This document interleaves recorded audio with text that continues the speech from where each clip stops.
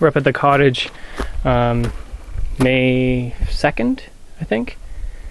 Anyways, there's a significant amount of wind damage done to the roof, so I'm here to make the repairs. I just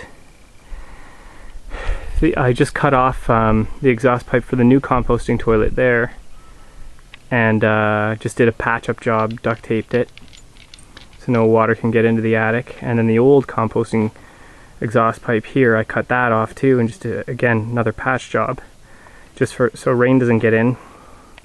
And then over here, some fascia board came off and actually did a little bit of damage to the roof infrastructure inside. I don't know if you can see that, but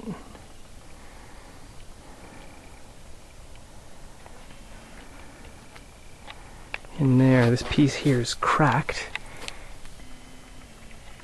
So I'm going to try to stitch that up.